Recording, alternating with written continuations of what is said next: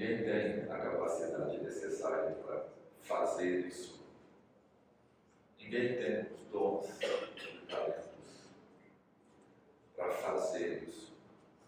Paulo fez uma pergunta na sua carta, na sua segunda carta: quem é suficiente para essas coisas? Ele diz que ninguém é suficiente. Então, é com muito temor e tremor que eu venho diante dos irmãos nessa manhã. Converso aos irmãos que hoje eu me tornei um profeta sem mensagem. Porque eu disse, Senhor, o que eu vou falar em um momento como esse dos pastores? Agora eu cresci, pregando, eu prego desde 8 anos de idade. Eu sou um pastor sereno, então estou acostumado a pregar nas nossas convenções, naturalmente. Mas o que eu gosto de fazer é pregar na minha igreja. Então eu prego uma média de 2 vezes por semana. Então nós temos, se o ano tem 52 semanas, então eu prego uma faixa de 104 vezes por ano na minha igreja.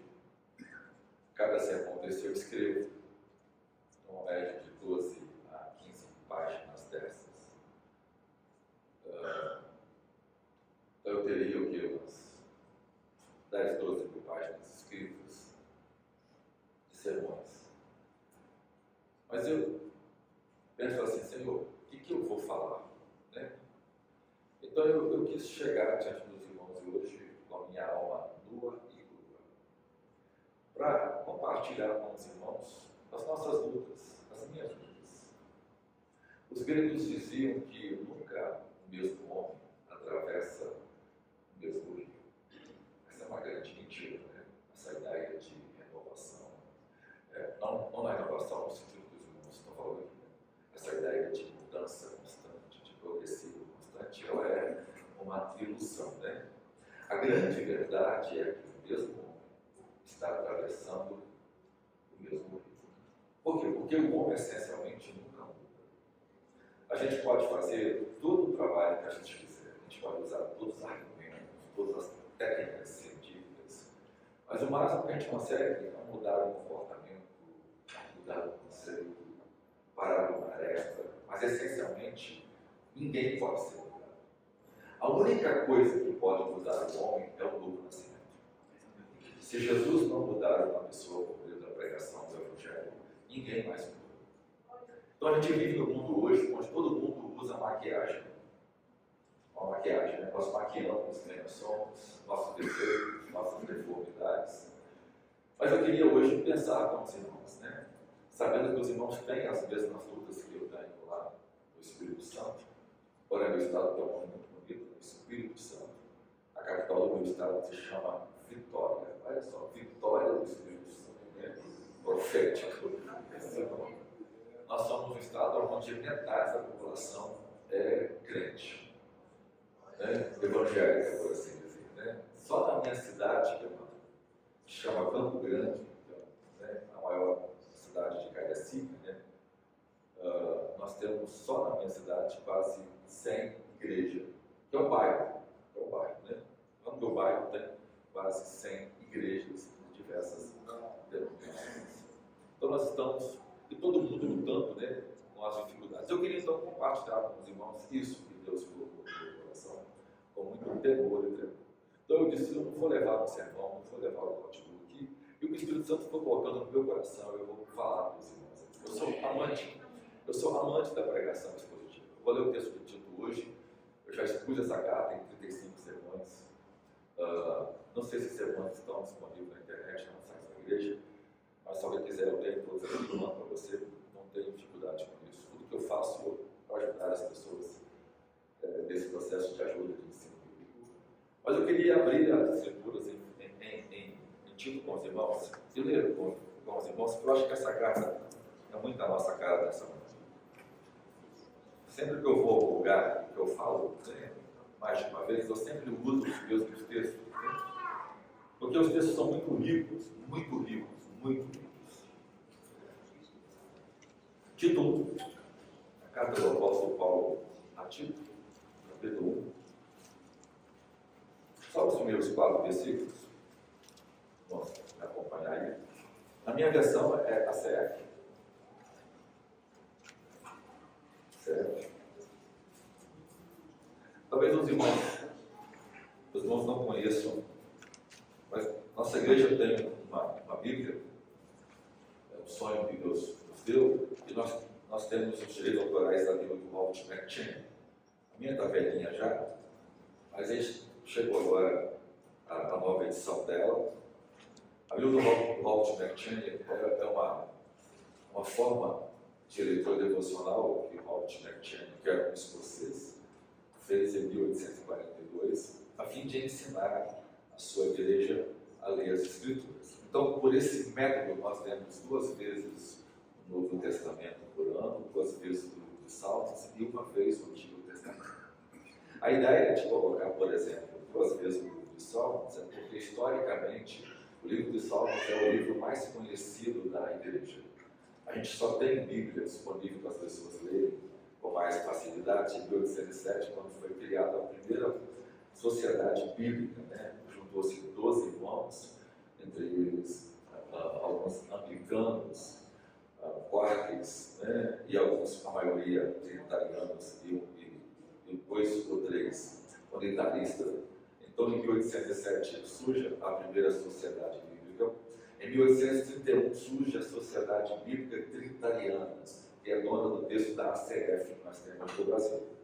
Então, a nossa Bíblia vem dessa estrutura, né, que o McCheyne pegou, a Bíblia Trinitariana, porque o grupo que, na verdade, saiu dessa estrutura e seguiu adiante. Então, a gente usa a ACF porque ela mantém os mesmos princípios ao texto recéptico que os reformadores escolheram como os manuscritos, né, mais próximos ou mais apostólicos ou chamados manuscritos antioquínicos. A ideia do McCheyne era promover a leitura devocional todos os dias. Então a gente começou a igreja com o pacto de que todos nós leríamos todos os dias a Bíblia. Nós éramos em 10, eu havia voltado há pouco tempo, eu fiquei uns 4, 5 anos afastado da igreja, eu havia voltado com muita sede de Deus. E como eu passei a minha vida inteira fugindo do chamado de Deus para a minha vida, eu vou assumir, né, um grupo de irmãos que queria, eu não queria, então eu vou assumir vocês. A ideia é que isso causasse, por exemplo, o desânimo nos irmãos. Né? Eu queria dar para Deus uma desculpa, para não ser. Eu até tentei, mas ninguém quer fazer as coisas do jeito que tem que fazer. E eu não vou começar uma igreja com ninguém com ler Bíblia, né? A ideia era essa inicialmente. Os irmãos toparam isso. Nós começamos em 10, né? E isso ganhou proporção. E a igreja cresceu muito por causa disso. Todo mundo queria chegar, nós fazíamos um pacto e todos nós seríamos estimulados a ler as Escrituras. Então nós somos 10 anos de igreja, então nós já lemos 10 vezes o Antigo Testamento, 20 vezes o Novo Testamento e 20 vezes o livro de Salmos. Só que nós não imaginávamos que isso teria outros resultados que nós não havíamos pensado. Primeiro, a gente teve um crescimento bíblico fora do comum, né? As pessoas tiveram uma mudança na vida de forma muito extraordinária. Então, com a leitura bíblica, Deus começou a fazer aqueles milagres naturais que a gente deveria experimentar pelo simples fato de ter o prazer de todos os dias ler as Escrituras. Então, grande parte das irmãs que eram estéreis da igreja ficaram curadas da sua esterilidade, como a minha esposa.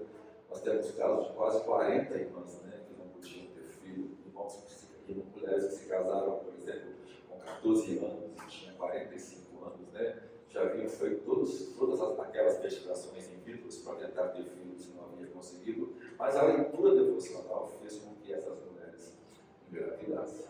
Uma dessas irmãs que engravidou nem útero tinha, né? Uma coisa que a ciência não consegue nem explicar. Uma mulher consegue engravidar desse tipo. Né? É um caso, inclusive, que está sendo estudado por muitos médicos do nosso estado. Mas veja, essa irmã leu o texto bíblico e leu a história da esposa de Abraão, Sara. Diz assim que ela foi tomada de um sentimento de fé que ela nunca teve. Se isso aconteceu com a esposa de Abraão, não pode acontecer comigo. Ela fala assim, naquela noite, a fé me engravidou. Né? Então, a leitura devocional faz isso. Outra coisa muito espetacular que a leitura devocional fez com a gente foi um crescimento nas crianças fora do comum, né? Hoje eu tenho muito problema com o material que a gente usa na própria CPAD por ser muito raso. Então eu precisei desenvolver um outro material melhor para trabalhar as crianças. Por quê? Porque como elas estão acostumadas a ouvir a leitura devocional desde quando estavam na barriga das suas mães, né, elas cresceram com um ouvido muito aguçado biblicamente. Então hoje a gente tem uma dificuldade muito grande e no Brasil não tem disponível material infantil adequado, há pouca coisa escrita. E as pessoas acham que, né, eu sempre brigo com a minha denominação sobre isso, né? Nós dormimos no ponto e deixamos de ensinar e treinar as crianças como deveríamos. Por exemplo, nós não temos no Brasil ainda nenhum material criacionista. Já imaginou um negócio desse? Eu sentei com a minha estrutura de ensino da nossa denominação e falei, pessoal, vocês repetem quase 1 milhão de vezes, eu exagerei um pouquinho, quase 1 milhão de vezes as mesmas histórias sobre Davi, sobre Paulo, sobre Cristo, sobre Noé. A criança de 0 até 17 anos, que é o juvenis, vão ouvir centenas e milhares de vezes a mesma história, com os mesmos focos, com as mesmas aplicações devocionais. E poderíamos ter feito isso, por exemplo, inserindo historicamente a aplicação disso. Eu peguei na igreja todos os heróis da fé, a gente não consegue escrever tudo, ninguém sabe tudo, irmãos. Então eu peguei os livros do Orlando Boyer, de tantos outros, os que eu não sabia, eu fui na internet. Para mim hoje, depois do Espírito Santo, a pessoa que mais revela coisa para mim é o Google. E pior, o Google tem um dom de língua, porque ele fala todas as línguas. Eu acho lá o material está em alemão, ele me traduz. Eu acho o material em latim, ele me traduz o material. Ele acha o material. Outro dia eu achei um material lá, naqueles sânscritos, né? Aquela língua dos. Lá. Eu coloquei no Google, o infeliz não me traduziu o texto. Perfeito. Eu pego lá um livro, né, que eu jogo no sistema, nós temos que jogar um programa para isso. Olha, um livro em inglês, irmãos, o meu inglês é horrível. É inglês de hot dog. Mas o Google me traduz um livro de 500 páginas em menos de 1 minuto. E eu leio aquele livro na minha língua. Então, hoje o conhecimento está muito. Então, o que eu fiz? Não é que eu sou. Eu fui lá, a ferramenta disponível, eu só usei a ferramenta. E aí eu escrevi, né, peguei as irmãs, fizemos uma estrutura para isso, para a gente ampliar as crianças. Só que aí eu arrumei um problema para a escola. Por quê? Porque constantemente, por exemplo, nós temos na escola adventista da Icaraci quase 40 crianças da nossa igreja. Como a igreja começou a ler a Bíblia, o pessoal começou a ter filhos, né? Então hoje nós temos quase 300 crianças na igreja. E toda a família assim, é 3, 4 filhos, né? É um negócio todo, né? Eu já fui, inclusive, questionado por um justiça se eu estou estimulando os irmãos da igreja a ter filhos. Não, é um negócio sério.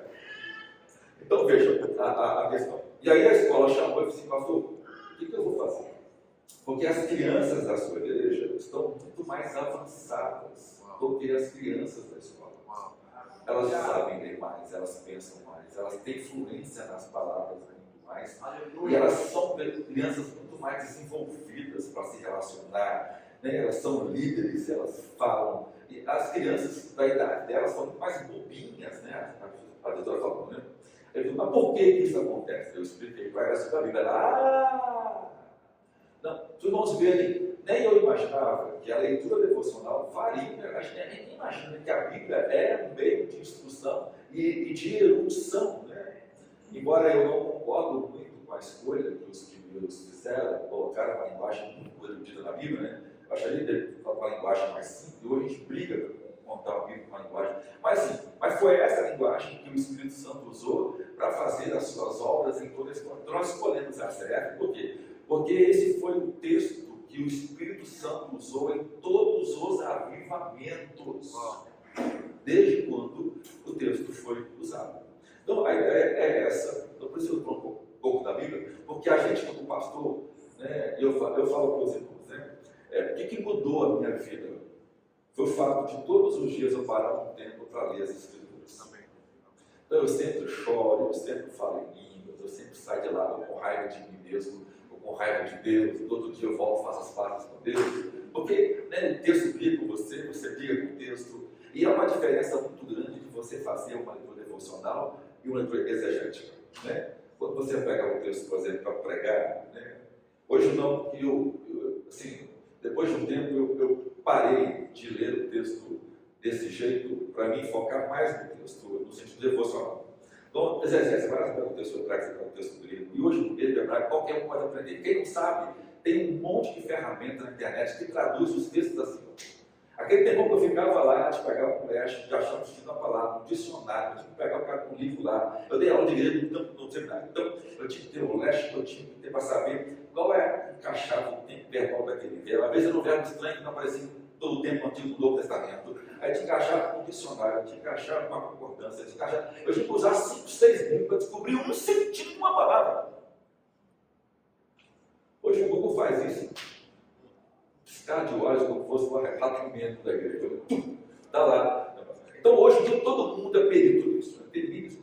Então, beleza. Então você pega o texto, você vai lá, usa o texto, você tira do texto o melhor do texto. Na leitura devocional é diferente. É o texto a quem lê você. É o texto a que faz a exegese do seu coração.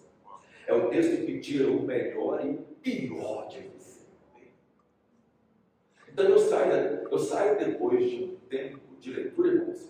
Os irmãos não têm noção. Tem dia que eu saio muito arrependido. Senhor, eu estou errando nisso, estou pegando isso. Eu preciso mudar isso. Né? E tem dia que eu saio com raiva de Deus. Mas, Senhor, como esse cara fez isso? Como esse não percebeu? E tem dia que eu saio extremamente edificado. Ou seja, todos os dias a Bíblia está produzindo em mim um quebrantamento e uma mudança que qualquer outra coisa não faria em nós, irmãos.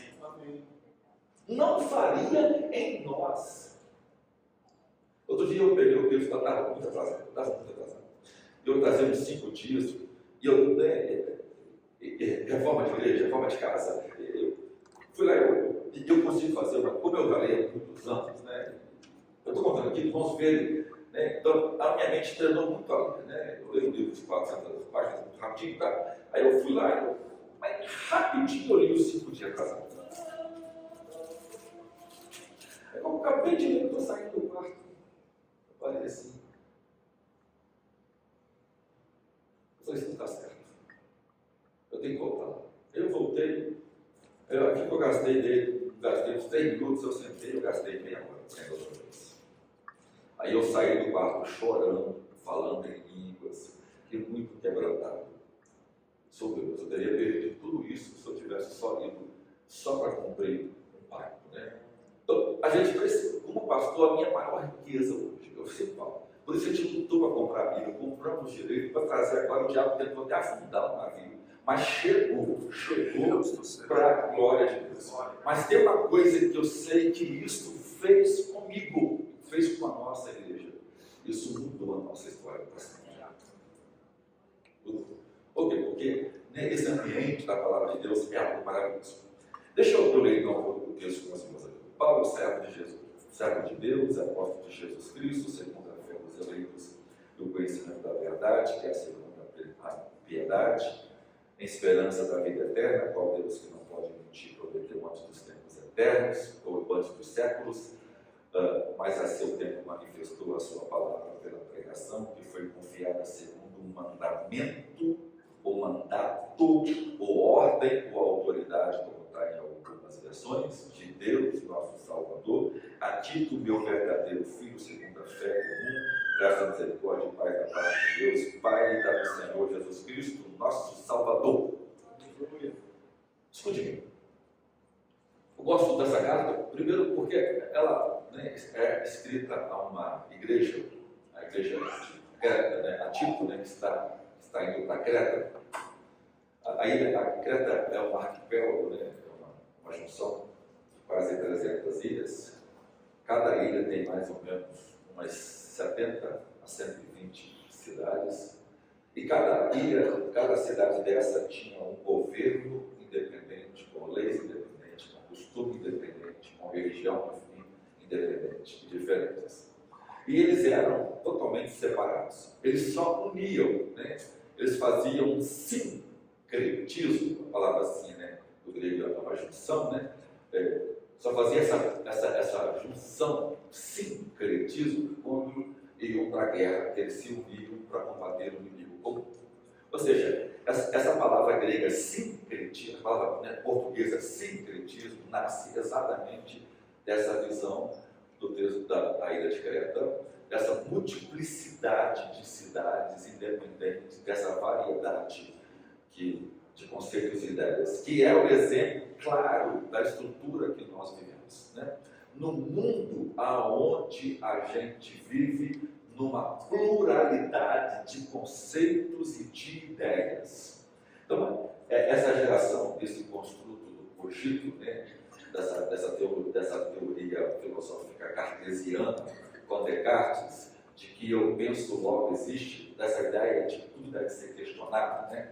Dessa ideia dialética, né? Porque Descartes influenciou Hegel naquilo que nós chamamos de idealismo na filosofia, que é a ideia de que o mundo material, o mundo real, é interpretado por meio das ideias, por isso idealismo. E essa argumentação dialética de Hegel criou aquilo que a gente conhece hoje, que é muito comum a gente desenvolver essa ideia, né, da argumentação, da tese, da antítese e da síntese. Vejam, todos esses conceitos cartesianos e dialéticos que a gente usa, que a ciência usa, são falsos. Porque quando você olha para as Escrituras, você não vê isso nas Escrituras.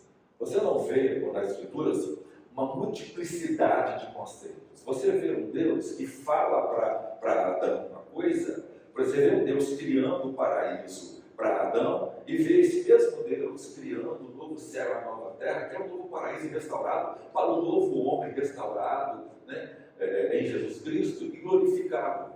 Então você vê o mesmo Deus com o mesmo conceito, com a mesma palavra, você vê Deus o tempo todo sempre o mesmo. Eu, Senhor, não mudo. Embora nós não podemos associar a ideia de novidade, no sentido de mudar as aparências, os hábitos, os conceitos, mas essa ideia de que a verdade pode ser relativizada, que ela é uma faceta de conceitos que são subentendidos a partir da minha visão subjetiva. Eu tenho a minha ideia, o meu conceito também. Essa ideia de liberdade que nasce a partir do iluminismo, do humanismo, da renascença, e que influenciou a França de tal forma, né, e que ela torna-se o portal desse secularismo que destruiu completamente a ideia religiosa, inclusive na universidade. Olha que coisa absurda. Nós, cristãos, criamos as universidades porque nós queríamos ensinar a Bíblia para os jovens. Lutero era o professor da universidade na Alemanha e ele ensinava, por exemplo, ele estava ensinando numa aula, né, de universidade, no curso de artes, o livro de Salmos. Lá ele encontrou a palavra justiça, e essa palavra justiça causou nele uma indagação. Ali nasce, né, o prenúncio da ideia que ele vai desenvolver e ele vai descobrir, ou seja, né, abrir os olhos para a teologia que mudou completamente o cristianismo, que é a justificação pela fé. Ou seja, a ideia de estudar, né, a Bíblia é que criou, a Bíblia é a mãe da ciência, tudo isso não é minha questão de agora, mas o que eu quero que os irmãos pensam, na visão de Deus, essa pluralidade não existe. O que existe é uma verdade absoluta, o que existe é princípios absolutos que nunca devem mudar. Então, toda essa semântica dialética, né? Por exemplo, o que a serpente fez com a Eva? Usou um argumento teológico. Quem é o pai da filosofia? O diabo. Olha o que o diabo fez. O diabo, primeiro, criou uma tese. Deus disse que você não deve comer. Quando comer, você vai morrer. É uma tese. Então o diabo criou uma antítese. Não é bem assim o que Deus disse. E aí o diabo concluiu que é a síntese. Deus sabe que no dia que você comer, você não vai morrer, você vai ser igual a ele. Qual é a ideia de Hegel, da tese, da antítese e da síntese? É de que os argumentos o tempo todo têm argumentos contrários. Você fala uma coisa aqui, mas o outro também vai interpretar diferente e vai criar um novo conceito. Essa ideia, irmãos, influenciou tanto o cristianismo que hoje parece, se a gente chegar, né, e colocar assim, né, os pingos no is, parece que nós somos pastores de universos diferentes. Porque você chega numa igreja, a ênfase é uma coisa, chega numa outra, você parece que a pessoa dá uma ênfase, parece que, não é, que aquilo que ela está ensinando não é a mesma Bíblia. Parece que nós estamos sendo tomados por esse sentimento mundano, dessa ideia de que a gente precisa de alguma forma descobrir a pedra, descobrir o segredo do crescimento da igreja, descobrir um novo método, descobrir uma outra forma de fazer igreja. A gente tem, às vezes eu vejo lá no meu estado algumas igrejas fazendo propaganda na televisão, é muito legal. Nós somos uma igreja jovem, alegre, dinâmica e focada nisso. Gente, eu fico olhando assim, isso é inacreditável. Porque toda igreja é a igreja. E toda igreja vende a mesma ideia. O nosso único produto é o Evangelho. Nosso único guia é a palavra de Deus. Todos nós estamos guiados pelo Deus.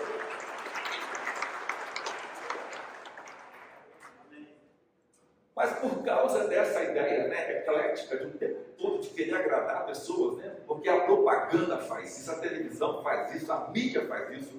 Por exemplo, a exposição demais ao WhatsApp, ao Instagram, ao Face, essas coisas, acaba ajudando a gente como pastor e abrindo, talvez, na nossa ideia, uma idolatria que acaba nos tornando vítimas do fracasso. Você vê um cara que é pastor de uma igreja que tem 100 mil pessoas. Você vê um cara que é pastor, ou que é crente, ou que é um coach evangélico, ele tem lá 500, 600, quase 1 bilhão de seguidores. Só o bom dia dele, para ele dar bom dia, o vídeo dele é acessado 1 milhão, ele ganha 50 mil reais pelo bom dia dele. Aí ele faz um vídeo de entrevista, tem 2 milhões de acessos, ele ganha 140 mil reais por aquele vídeo. Em dólar. Se tornou hoje, irmãos, o meio mais fácil e a melhor forma de ganhar dinheiro, ficar rico. Aí você olha para aquele cara, ele abre uma igreja dele no seu bairro, a sua igreja estava cheia, era míngua da noite para o dia, era dele, infla. Por quê? Porque as pessoas hoje ali foram influenciadas por um conceito mundano de vida. A mente delas foram mundanizadas que o Evangelho às vezes não entra mais. Não entra, às vezes, porque nós não pregamos. Não entra porque às vezes elas não conhecem um verdadeiro Evangelho para viver. E aí a gente vive nessa ideia de performance e isso está acabando com a gente. Porque a gente olha, porque uma igreja abre, a do outro prospera e a nossa não prospera às vezes, né? Eu, como pastor, irmãos, também sou tentado a isso. O tempo todo. A gente luta para fazer uma coisa, outro chega, quem queria fazer, meu Deus, tem 10 anos, eu estou tentando comprar o terreno. O cara, eu vejo, tem 6 meses, já comprou um terreno maior do que o meu. Eu fico imaginando. E o empresário que deu para ele aquele terreno, viu que ele era legal, bacana. Ou seja, mas o problema é todo. Será que é isso que é realmente as nossas batalhas? Porque aqui está uma igreja que difere de tudo isso. Primeiro, aqui são centenas de igrejas que estão nesses arquipélagos, que não tem no máximo 15 a 20 pessoas. E que não tem talvez 5% do conhecimento bíblico que você e eu temos aqui. Uma das grandes coisas que a gente esquece que os apóstolos viveram no tempo com recursos muito precários. Primeiro, eles não tinham disponíveis uma Bíblia. Os pobres não tinham acesso à Bíblia. Segundo, eles vivem num tempo onde o analfabetismo era geral. Saber ler era direitos de pouquíssimos. Às vezes havia próprios senhores que eles nem se preocupavam em ler, eles tinham um escravo que liam tudo para eles. Quando Paulo diz, né, que deve ler, né, que Timóteo deveria reservar a leitura das Escrituras, era a leitura pública. Então, essa era uma função que havia a consagração, era o leitor da Bíblia no culto, era o irmão que tinha instrução, e todo culto ele lia a Bíblia. Então os crentes só conheciam aquele texto que lia na Bíblia, que lia, além do culto, porque as pessoas não tinham acesso à Bíblia. Não havia quantidade de pergaminhos, de papiro, por assim dizer, né, papiro velho de pergaminho, para todo mundo ter, Você vê, em 1807 é que nasce a primeira sociedade bíblica. Em 1970, no Brasil, para você comprar uma Bíblia era difícil. Em 50, ainda estava começando. Em 1920, era uma raridade, uma igreja que tinha Bíblia. Então você vê, naquele tempo as pessoas não tinham. Então, estão na igreja, mas que não. Às vezes eu encontrei um amigo que diz, não, que o meu negócio é ensinar a Bíblia. Não, isso é perfeito. Você vai tomar cuidado. Que não houve nenhuma igreja apostólica que tenha o conhecimento bíblico. Qualquer um dos nossos crentes hoje tem. Então eles estão pregando em uma igreja pequena, com crentes, a maioria, né, analfabetos, a maioria eram escravos, o cristianismo caiu com uma luva, né, para a escravidão, e no Império Romano quase 70% das pessoas eram escravas porque eram conquistadas. Então já imaginou se o padrão de igreja primitiva fosse o padrão de igreja que nós idealizamos? Veja, Paulo manda para lá, para ele levantar liderança, presbítero. Você vai pôr em ordem e vai levantar presbíteros nessas igrejas. Liderança delas. Pensa, que tipo de preparo teológico tinha esses pastores, esses líderes? A não ser a instrução oral que iam receber de Tito, ou que já tivesse recebido de Paulo por um tempo.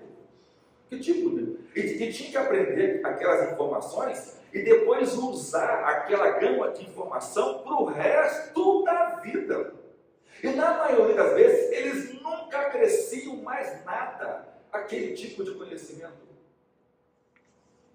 Já pensaram nisso? Porque a gente está o tempo todo tentando descobrir um novo livro, uma nova forma, um novo conceito, uma nova ideia, né? Um novo sermão. A gente está o tempo todo tentando descobrir, né? E eu, como pastor, sinto isso, a necessidade de ser interessante. E não tem jeito, eu acabo de pregar, eu pergunto para a mulher que nunca mente para mim. E aí? Falou assim, nossa, você foi ruim hoje. Ela acaba, né? Ela fala assim, eu acho que ninguém gostou hoje.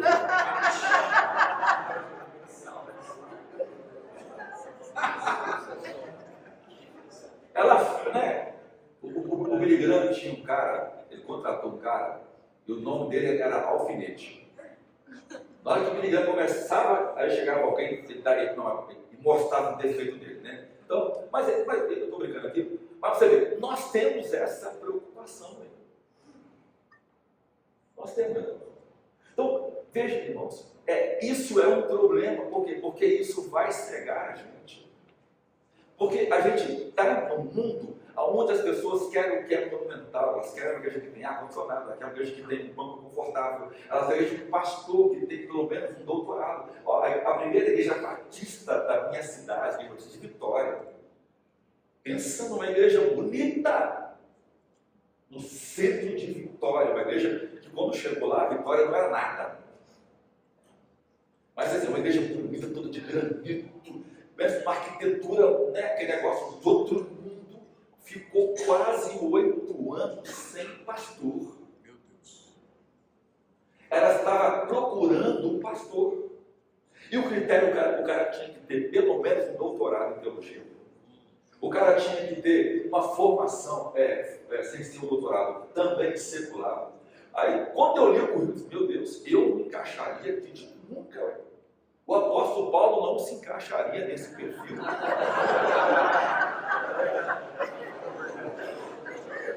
Jesus, coitado.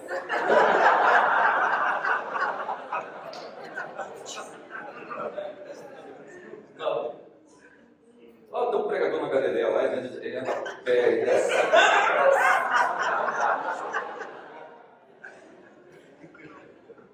Aí ela pede, né, que tinha que mandar declaração de imposto de renda real, com todos os méritos, estava no site da igreja, irmãos, isso. Meu Deus. Para os irmãos verem que nós perdemos a noção. Que nós perdemos a noção. Olha o que Paulo fala na sua carta. Mas assim, Paulo, por que ele não usou Saulo? Porque Saulo quer dizer gracioso, pomposo. Ele usou Paulo, pequeno. Aí ele usa a palavra dolói, escravo.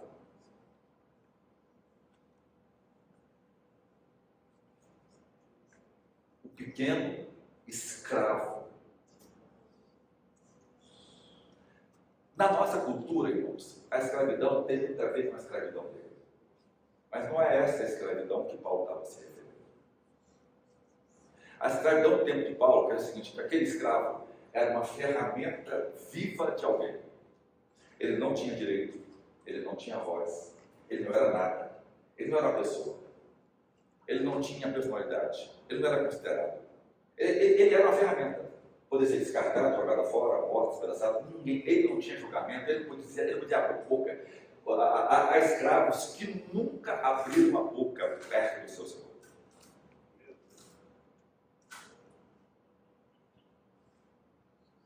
Porque isso, irmão, é necessário para roubar nosso senso de significância. Porque a gente é assim. Eu lido com isso. Eu desço do culto, eu quero saber se o sermão foi bom. Eu desço, eu estou abrindo aqui meu coração para os irmãos. Poxa, eu gastei 4, 5 horas estudando, 8, 10 horas, 40 horas pesquisando. Eu traduzi tanto livro para isso. Né? Eu não Google, né? Quando tu fala assim, eu não Google. Né? Eu pesquisei. Eu estou pegando agora sobre secularismo. Eu comecei a analisar Marx. Né? Eu encontrei um material de Marx que é raríssimo encontrar. Nossa, fiz uma pesquisa, tá? E quando eu olho lá, meu Deus, 25 acessos.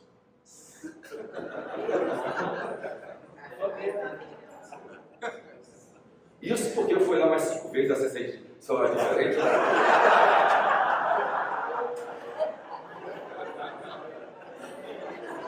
Aí eu cheguei com o Jaco assim, falei assim, você já curtiu aquele sermão do meu lado?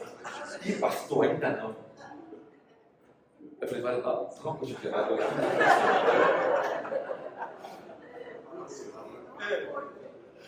Mas aí, vejam, mas e daí se não bombar, ué?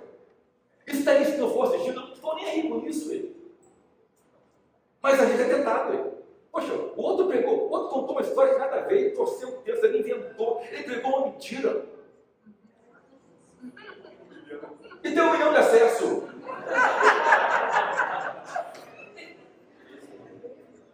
E aí eu vou orar a Deus, isso é injusto. Eu preguei a sua palavra. Eu interpretei o texto certo. Eu fiz o que o Senhor quis, e o outro fez o que o diabo quis, porque eu tenho acesso, eu não tenho.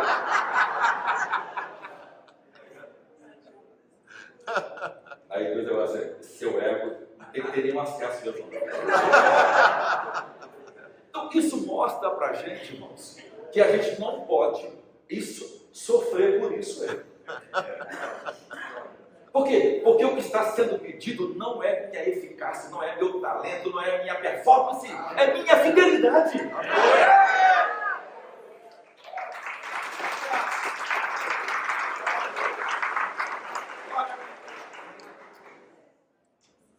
O que está sendo me pedido é o meu relacionamento com Deus. Então, se a gente olhar para Paulo é o cara mais fracassado do mundo. Porque ele não é pastor de mega igreja. E os membros dele não sabiam tanta Bíblia como a gente tem aqui. Ele não tinha obreiros tão preparados como os irmãos são. E o que eu tenho visto é que Deus tem dado tanta riqueza para seu povo hoje, e nós não estamos nos atenando para isso. Verdade. Aí nós estamos querendo imitar o outro, descobrir o método do outro, ao passo que Deus já nos chamou e já nos deu tesouros graciosos, e se nós colocássemos nas mãos dele, ele faria obras maravilhosas.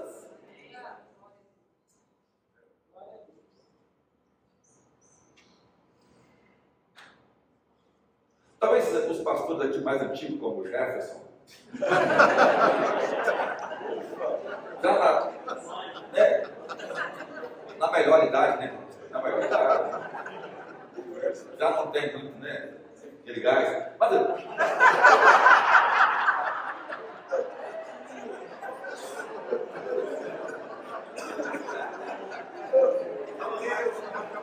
veja, o que o Jefferson fez para fazer Brodowski crescer? Sim.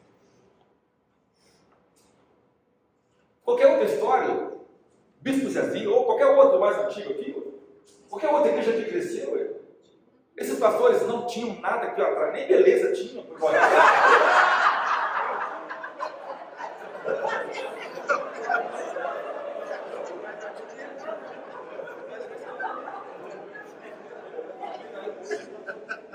Mas quando você olha para aqueles homens que construíram realmente legados, irmãos, não eram gente que poderíamos esperar deles alguma coisa, não tinham talentos, não eram os melhores, não era o 10 da turma, né, alguns até foram, mas não é isso. Todos eles fizeram uma única coisa: confiaram em Deus.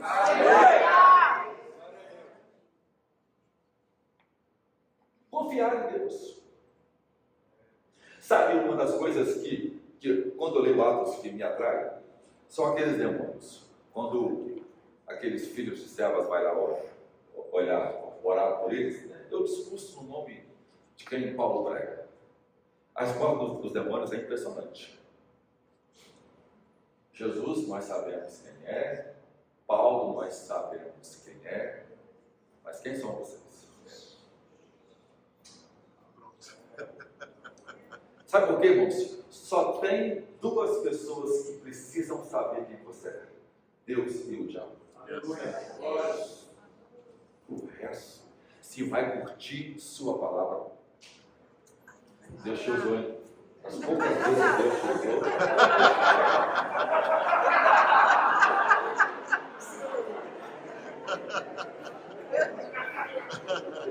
Agora quem é que faz o culto?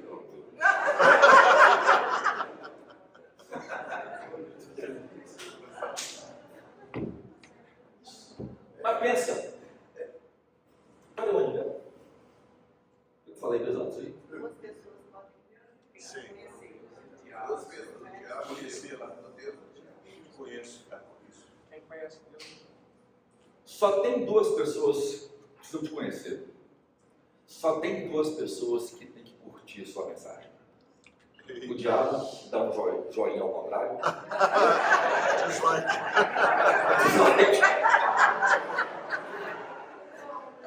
Qual é a melhor mensagem que você já pregou na vida? Foi aquela que o diabo deu um dislike nela. Aleluia! Porque o diabo dá um joinha na sua mensagem.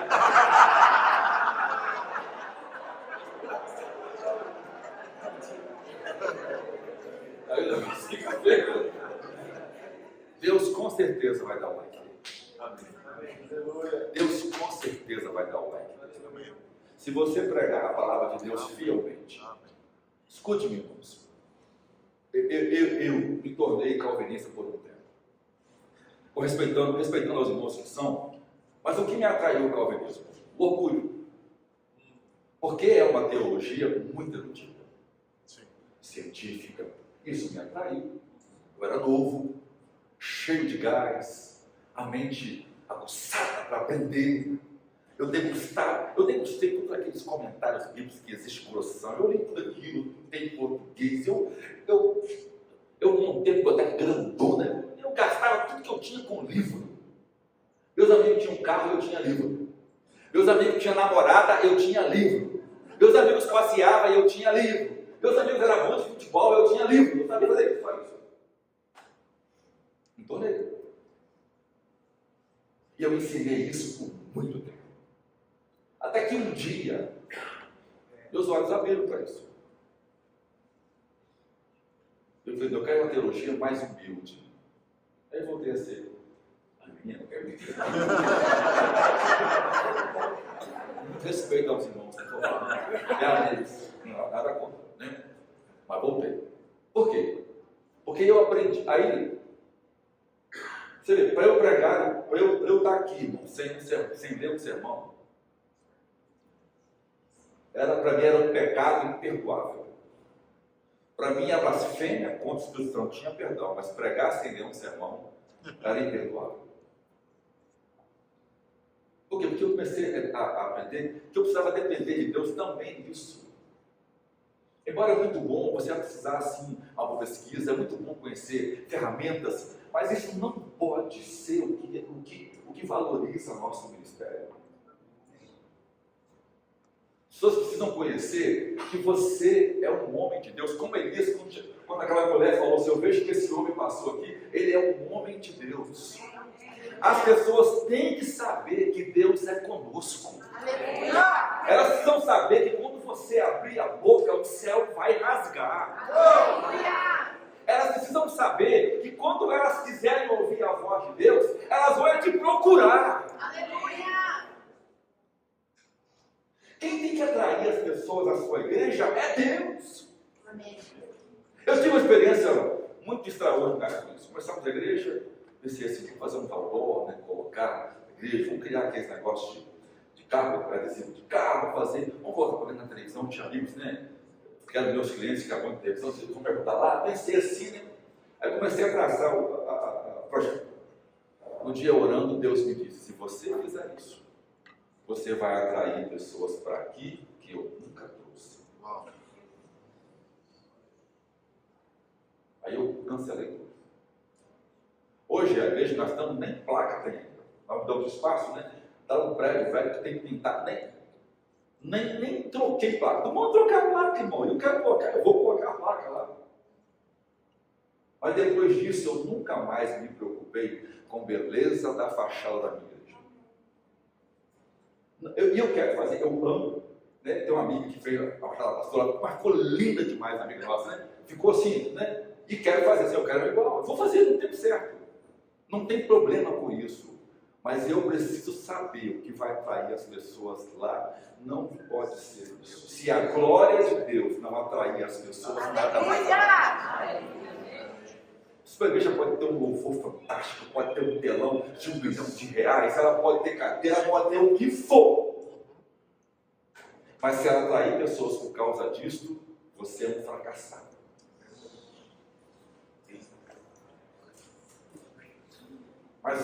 Mas mesmo apesar disso, ou independente disso, se o que atrai as pessoas é a glória de Deus, só. Amém. Sim. A pior coisa do mundo, irmãos, é uma igreja cheia de pessoas e vazia da glória de Deus. Então, essa carta mostra para a gente que, primeiro, nós estamos pregando numa cultura pluralista. Eu vi agora, ontem, alguém mandou um pôster do Ricardo Goldin, pastor que já foi assembleano, que foi o tradutor do Tim Swag quando veio ao Brasil. Um gigante na pregação, um ensinador fantástico, mas que virou um apóstata. Abandonou o cristianismo bíblico e hoje defende qualquer pauta progressista. A igreja dele é composta por todo mundo que defende a pasta progressiva.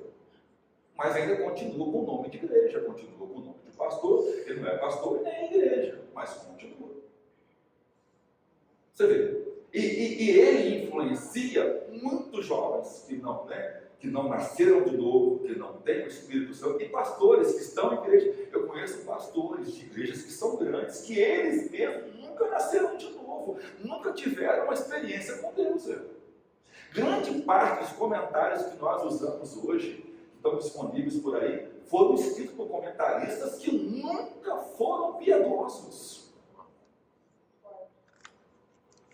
E às vezes nós estamos bebendo desse pessoal coisas que às vezes enriquecem em uma área intelectual, mas não produzem o que Paulo fala aqui, ó, segundo o Evangelho, que é a piedade. Então, qual é a proposta de Paulo?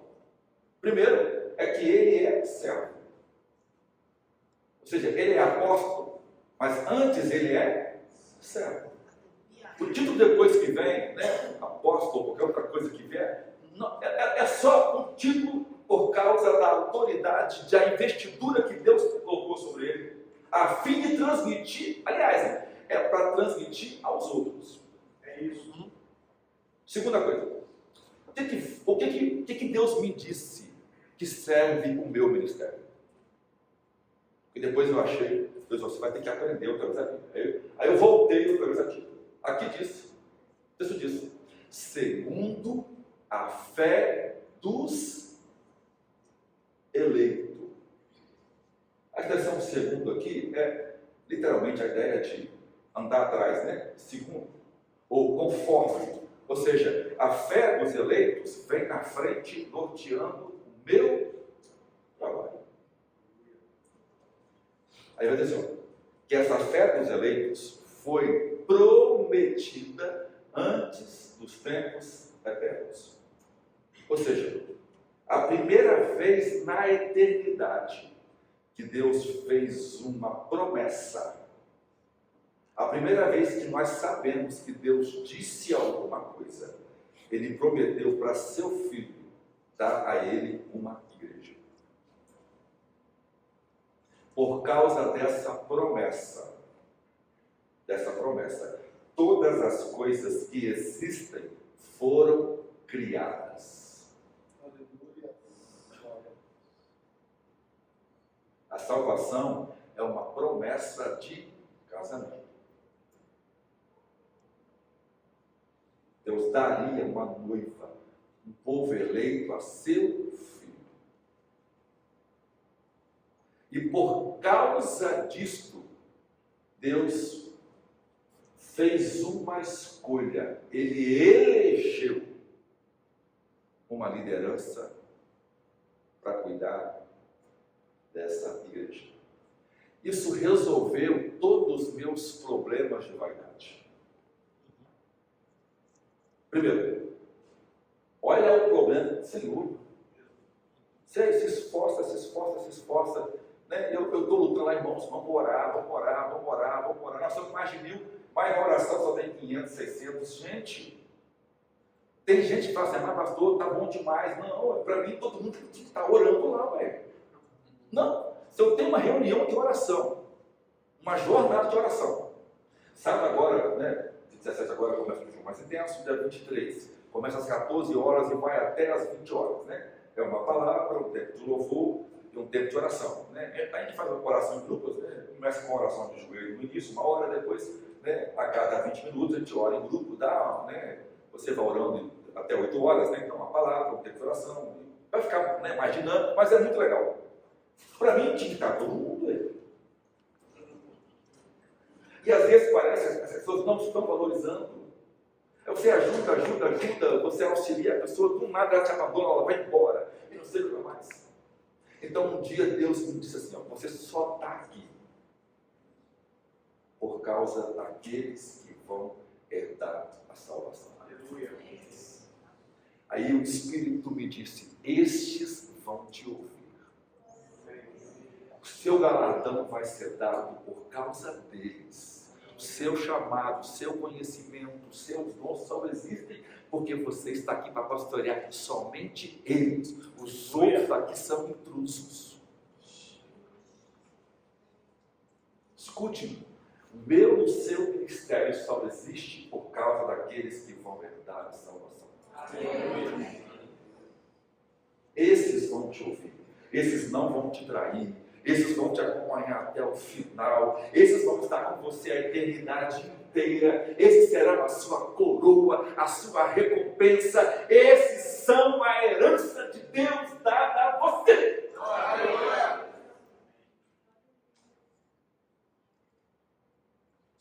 Isso resolveu o meu coração, porque eu já fui traído. Eu já tenho uma rebelião que eu perdi mais de 200 pessoas.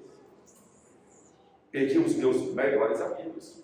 Perdi pessoas que me deviam tudo. Que me deviam a vida, o casamento. Pessoas que eu negociei a vida deles com traficantes. A vida deles com assassinos. Para que não fossem mortos. Eu disse, Deus, mas esse pessoal todo, foi nesse dia que Deus me disse. Eu até contei para o bispo Kelsen na viagem, né? Algumas pessoas que eu muito amava, estavam no bar da igreja, um grupo de 5, 6 pessoas. Aí eu comecei, Senhor, que isso? Comecei a reclamar, né? Quando você começa a encher a paciência de Deus com coisa que não presta, né? Deus é impaciente, né? Aí Deus me deu uma lampada aquele dia, eu estava chorando. Deus disse, a única pessoa que não pode ir embora daqui sou eu.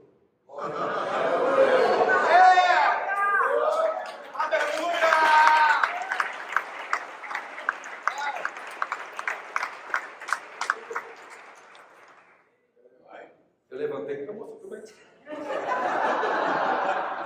Vamos cantar, irmão, tudo bem. Sou eu estou achando que... Gente, se Deus é conosco, nada mais importa.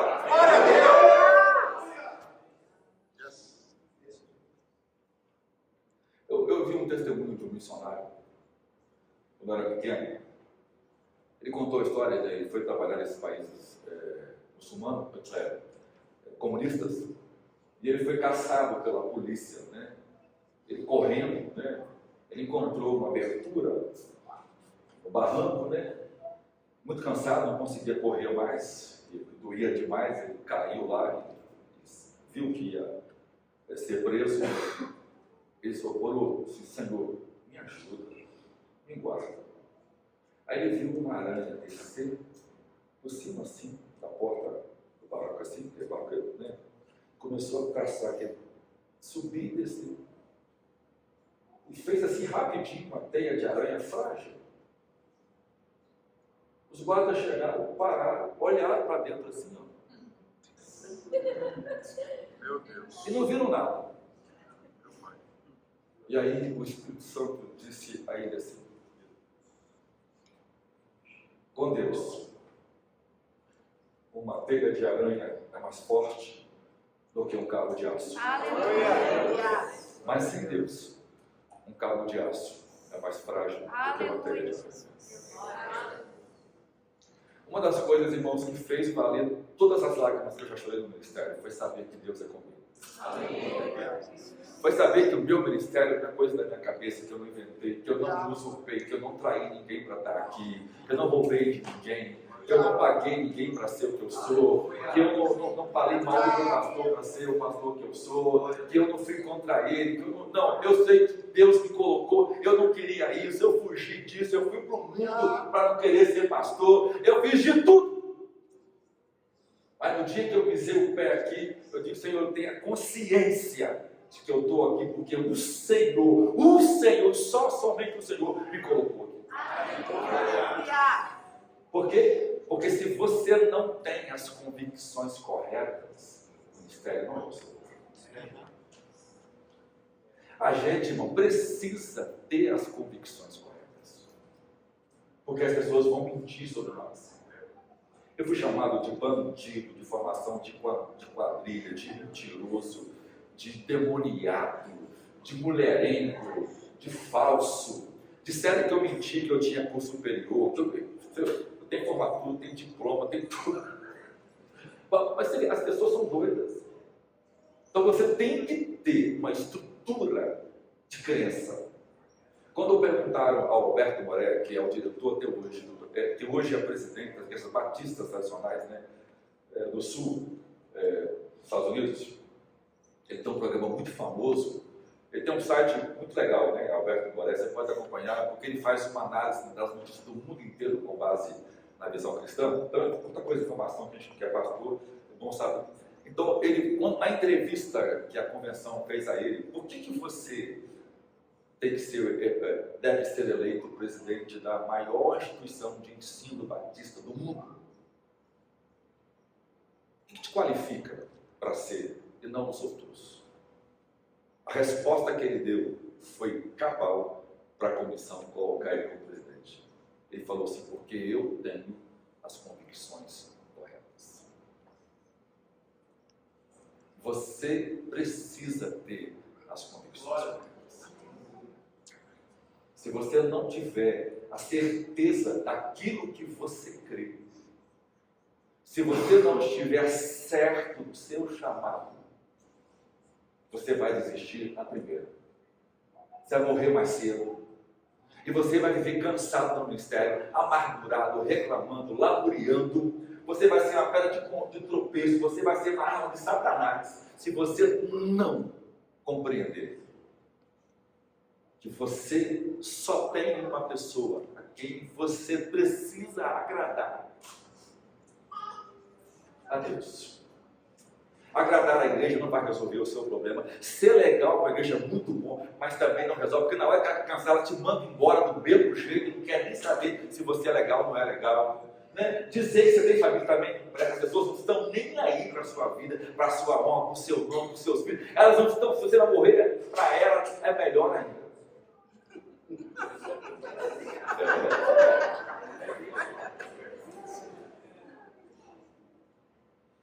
E se você for preso injustamente, é isso mesmo, parece que prestava, né? Então você precisa saber que você tem as convicções corretas.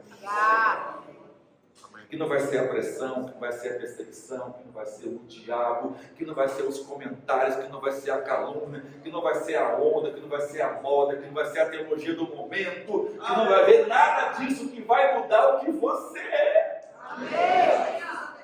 Então a gente precisa agradar a Deus. Primeira coisa, você precisa agradar a Deus, somente a Deus. E aprenda uma coisa: todas as vezes que você agradar a Deus, qual é a prova? Você desagradou as pessoas. Aleluia! Não existe consenso, irmãos, entre a vontade das pessoas e a vontade de Deus.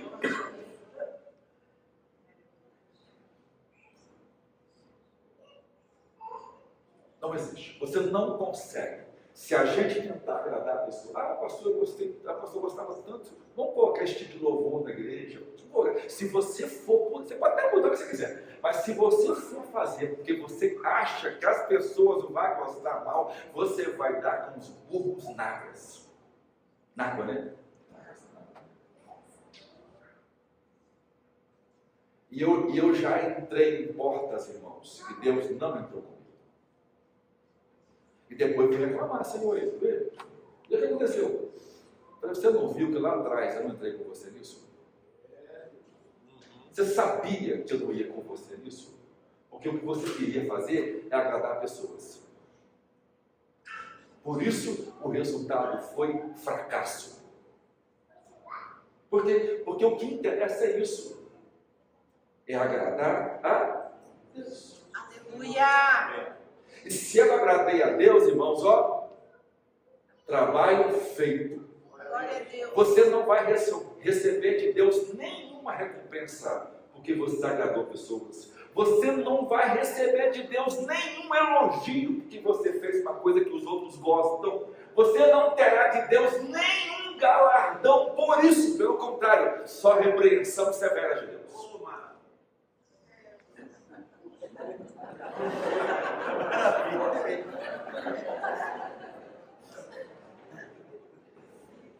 Agora me pergunta, quem sabe melhor recompensar, Deus ou as pessoas?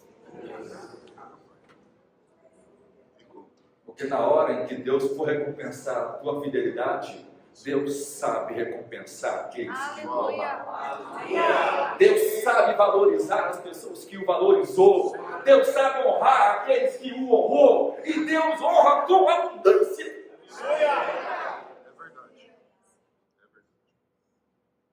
Então, quando o Guilherme I, que era imperador da Prússia, a Prússia ficava na terra da Alemanha, e ele precisava da ajuda dos ingleses para vencer a guerra.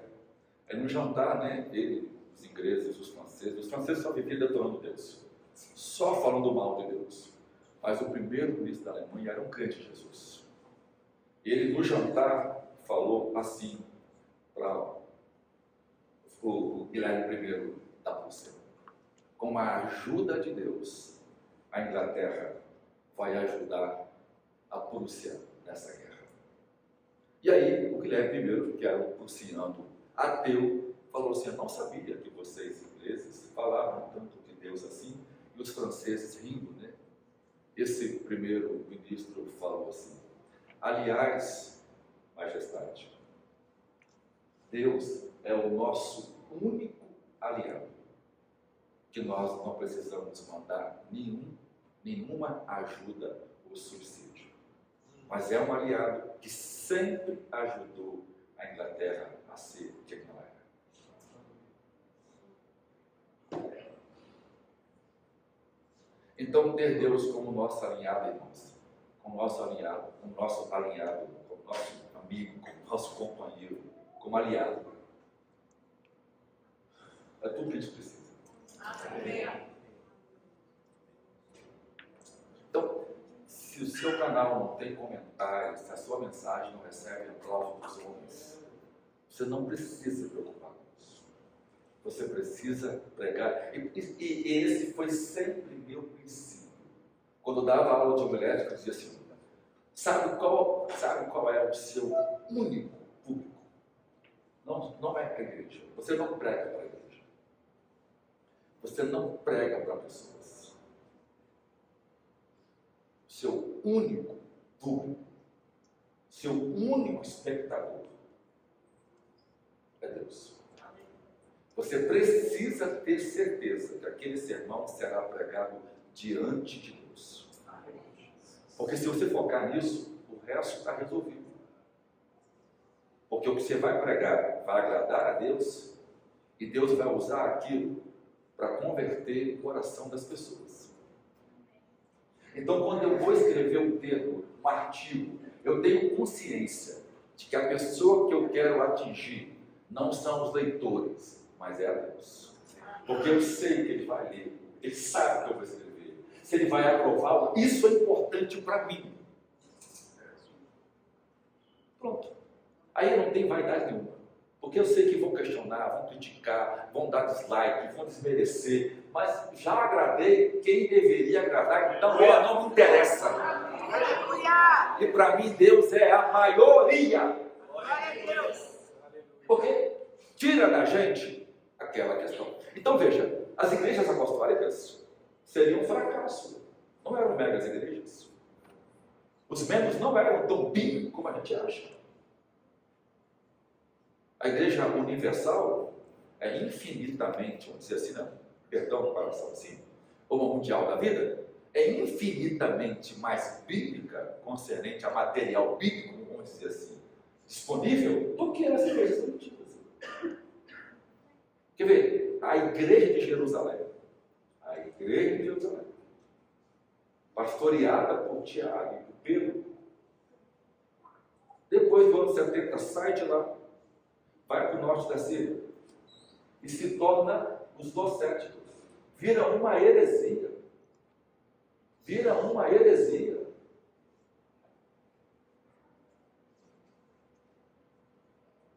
E a gente precisa aprender. Nós temos uma tendência de achar que a gente vive na pior época. Não. Todas as épocas têm suas dificuldades. O Zeitgeist, né, que é a expressão alemã, para o espírito da época. Mas a palavra de Deus para o primeiro século é a mesma palavra para a Idade Média, para a Reforma, para o Iluminismo, para a Renascença, para o pós-modernismo, para agora. Em todo momento a palavra de Deus não muda. Não é uma tese, não é uma antítese, não é uma síntese. Ela é a verdade absoluta. O que Deus disse no Jardim do Éden: vou criar homem e mulher, macho e fêmea, homem ou mulher nos criou, e está feito. Isso não muda. Pode mudar a psicologia, pode mudar a ciência, pode mudar qualquer conceito, mas ela não muda. Então isso precisa ser nossos vetores. A oração continua sendo a única chave de bênção. A palavra de Deus continua sendo o único método autoritativo de Deus falar com as pessoas. Aqui diz que a pregação é o mandamento, é o mandato. Ou seja, nós não estamos opinando sobre a vida das pessoas, nós não estamos dando orientações vagas a elas, nós não estamos dando a ela uma corrente. É um perigo esse negócio de dar a ela uma vertente eclesiológica ou uma vertente teológica. Nós não estamos treinando elas para ficarem melhor intelectualmente. Não, nós estamos tratando a vida delas, estamos ordenando a elas. Olha as expressões de Paulo aqui, ó. Fala, exorta com autoridade e não deixa ninguém desprezar sua palavra. Ordena aos moços que sejam assim, ordena às mulheres que sejam assim, ordene aos mais velhos que sejam assim, ordene aos empregados que sejam assim. Aleluia! Ou seja, a palavra é o mandamento, é a ordem. Então nós precisamos, como pastores, ter a ciência. Por mais educado que estamos falando, que por mais alguns são mais veementes, hoje são mais, isso tem a ver com personalidades, isso não muda nada. Mas nós temos que ter a consciência que nós não estamos opinando na vida delas, nós estamos ordenando-os. E elas precisam obedecer e direcionar as suas vidas conforme aquilo que Deus ordena que a gente, como pastor, ensine. Agora, ao fazer isso, precisa estar ciente que nós vamos receber um monte de palavra por isso. As pessoas não vão aceitar. Por isso, irmãos, que hoje o maior concorrente da pregação é a liturgia. Ué. Por que uma igreja, uma mega igreja, cresce? Porque ela vem de um produto, ela vem de um status, ela vem de uma ideia. É gente bonita, bem arrumada, no lugar legal, no espaço extraordinário. Aí a igreja abriu aqui hoje e amanhã ela está cheia. Isso não é igreja, nenhuma igreja de Jesus abriu assim, ué. Chega lá, começa um trabalho, tem perseguição, fica preso um dia, leva a chicotada no outro. Né? Depois o cara te solta, você sai de lá, começa um trabalho, né? Vem uma endemoniada, você manda o demônio embora, aí o carcereiro vai lá depois limpar suas costas, cheio de ferrolho, o cara que te bateu, você vai ter que deixar ele limpar, depois você vai batizar a esposa dele, o filho dele, a família dele toda, vai começar a igreja, e aí vai ser seu pastor no futuro lá. Essa é a igreja de... Então a gente precisa, ou a gente vai acompanhar esse modismo hoje, ou a gente vai continuar abrindo igreja como Jesus abria, como Paulo abria, igrejas em que o Espírito Santo realmente está operando. Aleluia!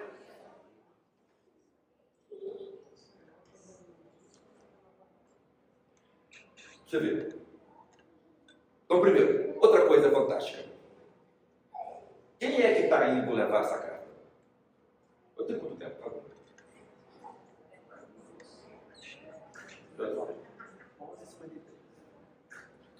acabei de ir, meu caso. Então eu estou atrasado.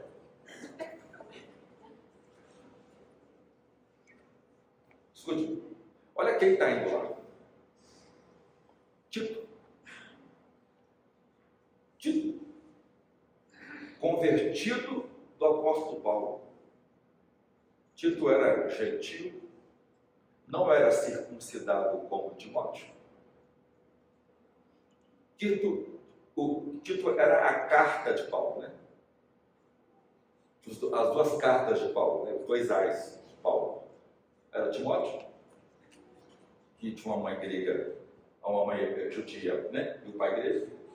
E Timóteo, que Paulo circuncida para falar a linguagem dos judeus. E não deixa de forma nenhuma Tito circuncidar. Porque Tito fala a linguagem dos gentios. Então, quem é que está indo para resolver a parada lá? É um filho, é um discípulo, é alguém que cresceu, que Paulo forjou, ensinou, transmitiu conhecimento e que vai resolver a parada como se fosse o próprio apóstolo Paulo. Porque a teologia de Paulo era a teologia de Tito. Os conceitos de Tito eram os conceitos de Paulo. O que Tito ia fazer lá era idêntico àquilo que Paulo faria se estivesse presente. Tito não aprendeu, Tito não era aquele crente que ouvia o apóstolo Paulo pregar um sermão e depois ia para a internet ouvir o pastor que ele gostava em casa, não é? Tito não é aquele cara que ouvia o pastor ensinar para ele e depois ia ler um livro, ver se aquilo que o pastor estava ensinando era verdade. Aí queria mais no livro que na voz do pastor. Tudo quanto Tito aprendeu, ninguém mais ensinou para ele, a não ser o apóstolo. Ele estava em todas as viagens, ele estava junto, acompanhando. E quando o negócio estava briga, ele era pacificador. Corinto deu problema. Manda Tito. Ele resolve tudo. Por quê? Porque ele aprendeu com Paulo. Aleluia. Ele foi discipulado pelo homem certo. Porque na Escritura não existe ensino se não houver comunhão de vida. Olha o que Paulo diz para Timóteo: o que você aprendeu de mim, o que você viu em mim, e o que você ouviu de mim, isto ensina a homens fiéis. Ou seja, nós precisamos forjar discípulos, irmãos, gente igual a gente. Por isso que Deus me ensinou que o sermão não é um preparo de 40 horas. O sermão é a minha vida.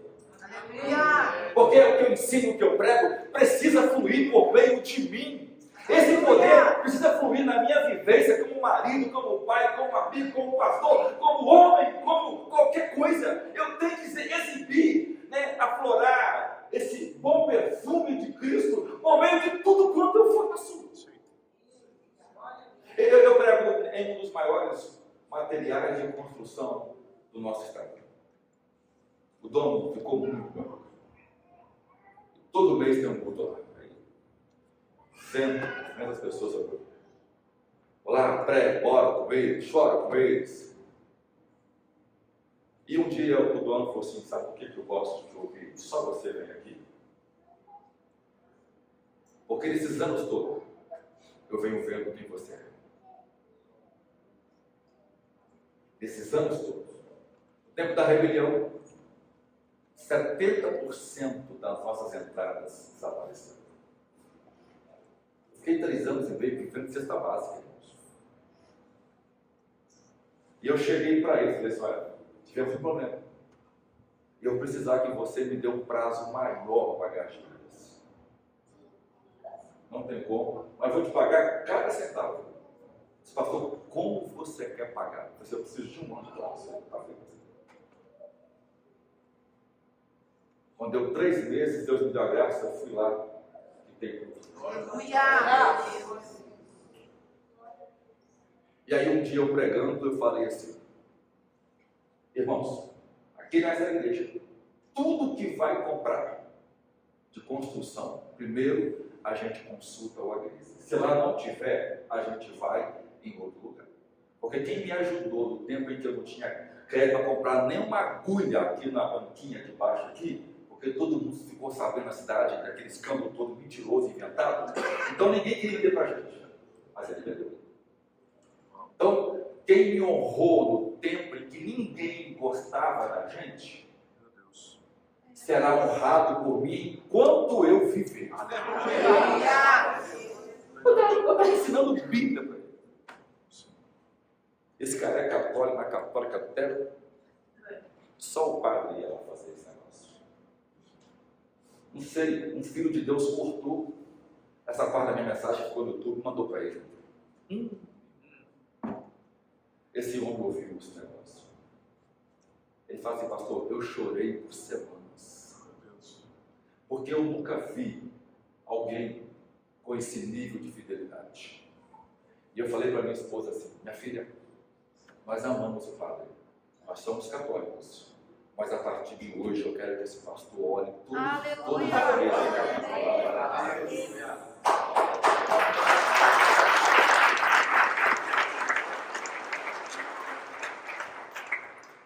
Sabe por quê, Márcio? Porque você é um sermão pregado o tempo todo. E houve vezes eu cheguei no lugar: Senhor, não preparei, Deus, abre a sua boca, eu vou encher. Os melhores sermões que eu já preguei, com maior volume de conversão, eu preguei em momentos que eu não estava esperando, que nem o texto eu sabia que eu ia ler. Na hora você estava no texto e o Espírito Santo destilava a sua palavra como mel do céu, e as almas caíram de joelhos. Mas isso implica no nosso relacionamento com Jesus. Sabe quem é que vai aprovar seu ministério? É Deus. Aleluia. Sabe quem vai manter o seu ministério de pé? Sabe quando ninguém estiver com você, quando todo mundo for embora, e só ficar você até a sua mulher zapar fora. A de Jó não foi embora também? E, sabe quem vai ficar com você do ladinho? Deus. Estou aqui, meu filho, esquenta não. Vai ficar longe de você. Sabe, quando as pessoas não apostarem, não vão apostar em você, não vão crer em você, não vão aceitar, quando as pessoas te acusarem de uma coisa que você não tem defesa. Sabe quem vai estar do seu lado para ser a sua defesa? Sabe quando o fracasso bater na sua porta, que um dia ele vai bater? Sabe quem vai estar do seu ladinho lá dizendo: fica firme? Vai estar lá. Porque no dia dessa rebelião, que eu fiquei de cama, no terceiro dia em sonho, o Senhor me apareceu e falou assim: você levanta dessa cama. Aleluia. Porque eu sou contigo nesse negócio. Aleluia. E você vai ver o que eu vou fazer com a sua vida. Aí eu falei: Senhor, destruir a minha reputação. Dela cuido eu.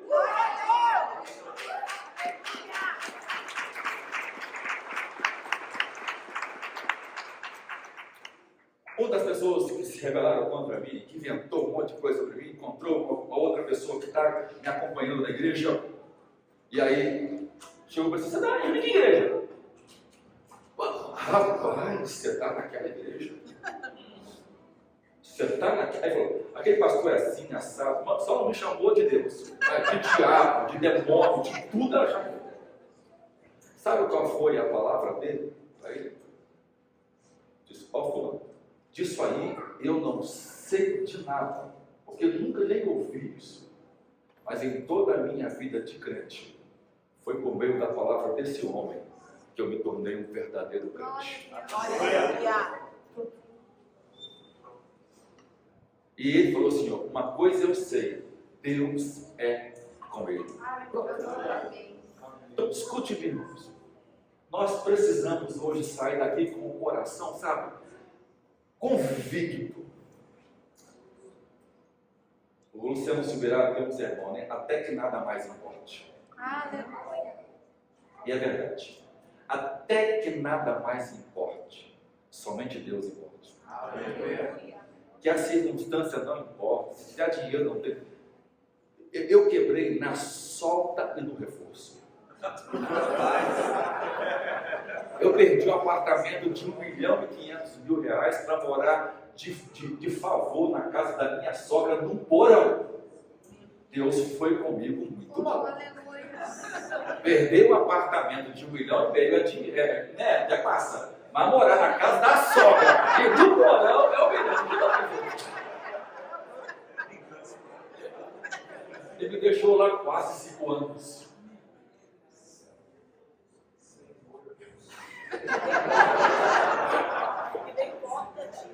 Nem porta tinha, era um quarto, dormia eu e mais os meus 3 filhos. Sabe o que é 3 anos e meio, irmão? Não tenho namorado. Tinha que ir pro terreiro. Você de um lado e o cachorro latindo do outro.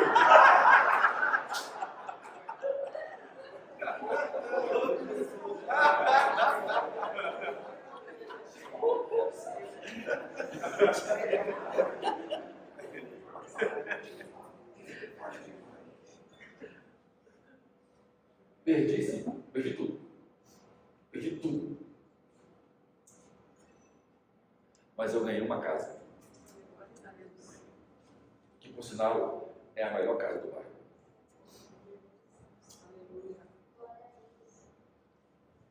Tudo que eu perdi, Deus me deu de volta. Aleluia.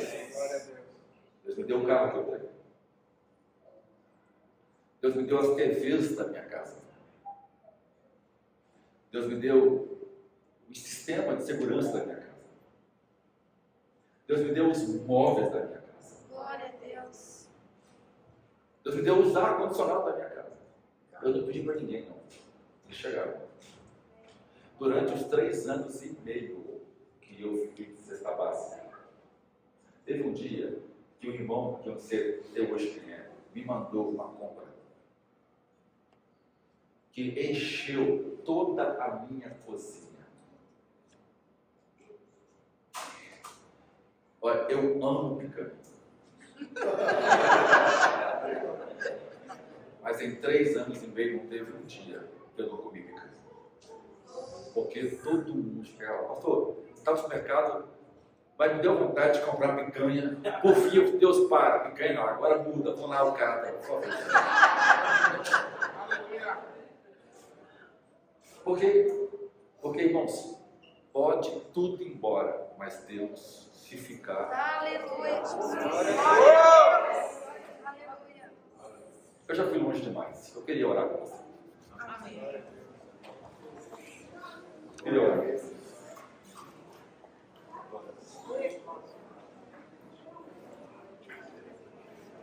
Se você quiser, talvez eu não devo fazer com todo mundo, mas quem quiser vir agora, eu queria, se você quiser receber um pouco de unção, eu quero orar comigo com você. Se você quiser vir à frente, pastor, eu quero orar. Eu oro também à noite depois, também, meu irmão.